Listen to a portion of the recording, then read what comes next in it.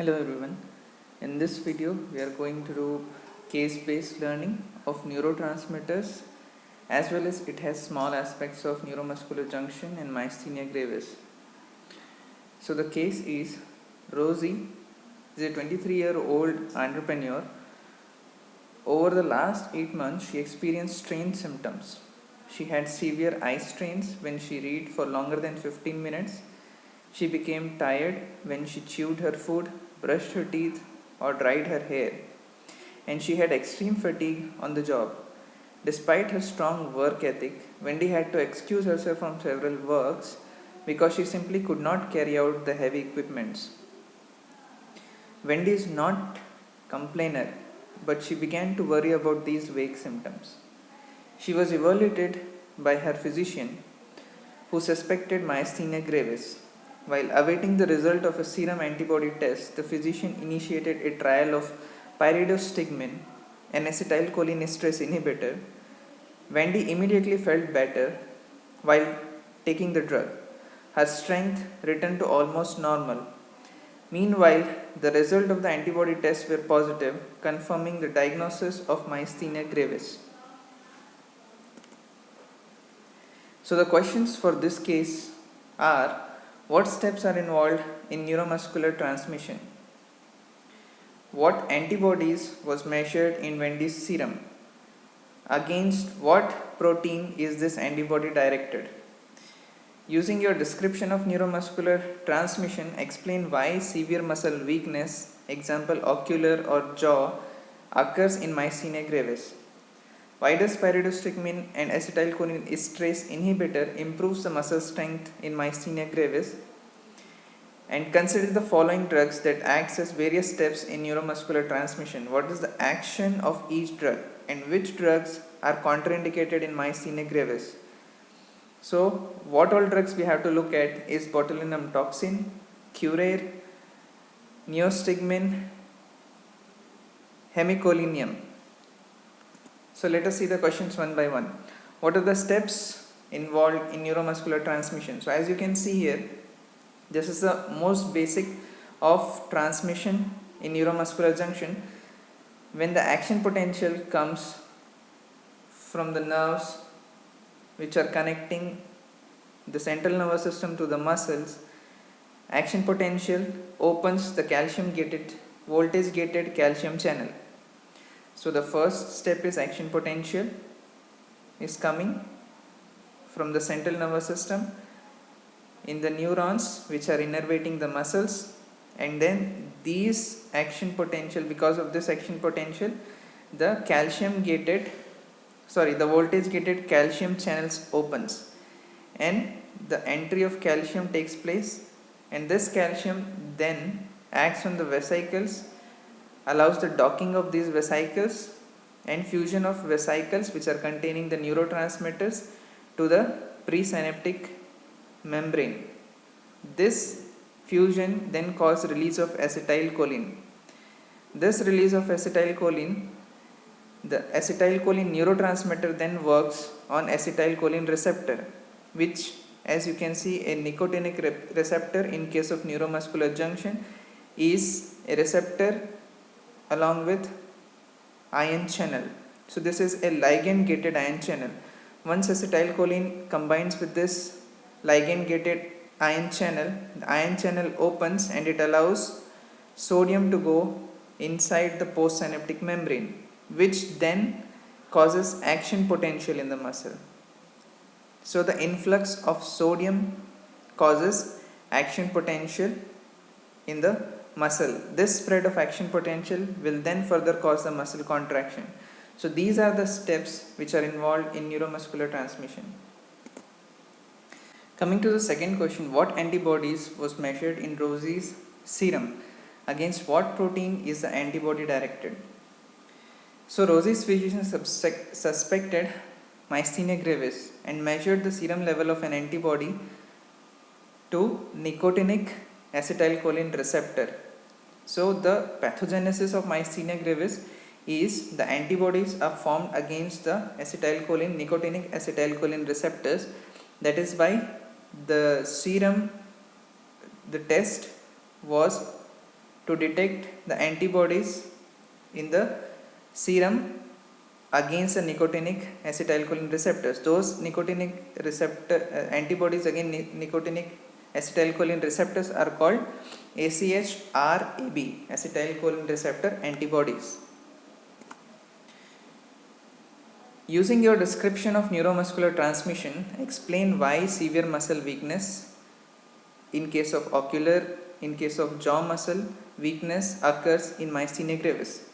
So as we can see here in this diagram, in normal condition, the axons which are then innervated to the muscle, that neuromuscular junction is also called as end plate, and here we can see the measurement of action potentials or the potential changes in case of end plate and in case of far recording remote from the end plate.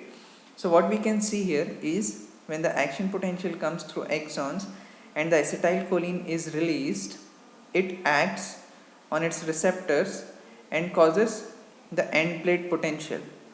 When the acetylcholine acts on the receptors, causes the excitatory potential or the end plate potential. This end plate potential then rises up to the level of threshold potential, and then once it is up to the level of threshold potential, it causes action potential to arise. This action potential is then recorded from the remote area as an action potential in the muscle fiber. Once the action potential spreads in the muscle fibers, the muscle contracts. As we can see here, the molecular basis, one vesicle, if it fuses, it causes release of neurotransmitter acetylcholine. This acetylcholine then combines with a receptor, as we have seen the nicotinic acetylcholine receptors, then it allows the sodium ion to goes inside the postsynaptic membrane. Once it allows the sodium ion to goes inside, it causes one miniature end plate potential. So those conductance from one vesicle causes one miniature end plate potential. Like that, so many vesicle fuses, almost 150 vesicle fuses, and it causes the summation of this miniature end plate potential to cause a larger end plate potential, which then takes the end plate potential to the threshold level, and from this threshold level it causes action potential to rise. If the end plate potential is up to the threshold level, it will cause the action potential to rise. What happens in case of myasthenia gravis is there is antibodies against these receptors. So the antibodies will bind to these receptors and destroy these receptors. There will be a lesser number of receptors. So whenever the acetylcholine is released, it will bind with less number of receptors, which will cause a fewer miniature end plate potential. This few miniature end plate potential will not be sufficient to cause the rise of end plate potential to the threshold level, and thus failure of generation of action potential. And that is the cause why in case of myasthenia gravis the muscle weakness occurs. Now coming to the drugs, why does pyridostigmine and acetylcholine esterase inhibitor improves the muscle strength in myasthenia gravis? As we can see here, pyridostigmine, which is an acetylcholine esterase inhibitor, it inhibits the acetylcholine esterase enzyme. What is the function of acetylcholine esterase enzymes? It degrades the acetylcholine into choline. So if acetylcholine esterase is inhibited, there will be more availability of acetylcholine in the neural cleft, which will be ready to work on whatever number of receptors are present, and that will cause increased number of miniature end plate potential, and thus will be able to take the end plate potential to the threshold level so that action potential can arise. So that is how the pyridostigmine or the neostigmine drug, which blocks the acetylcholine esterase enzyme, causes more availability of acetylcholine in the neural cleft and relieves the symptoms, causes improvement in muscle strength in case of myasthenia gravis. Now look at the contraindicated drugs. Botulinum toxin is contraindicated. Why? Because it blocks the release of acetylcholine from the presynaptic membrane. Botulinum toxin blocks the release from presynaptic membrane, which will further deteriorate the symptoms, and that is why it is contraindicated. Second contraindicated drug is tuvocurare. Tuvocurare, if it is used, it will block the receptors, acetylcholine receptors, and will not allow the acetylcholine to work on them. So this will then further deteriorate the symptoms, causing failure to cause action potential, and that is why this drug is also contraindicated.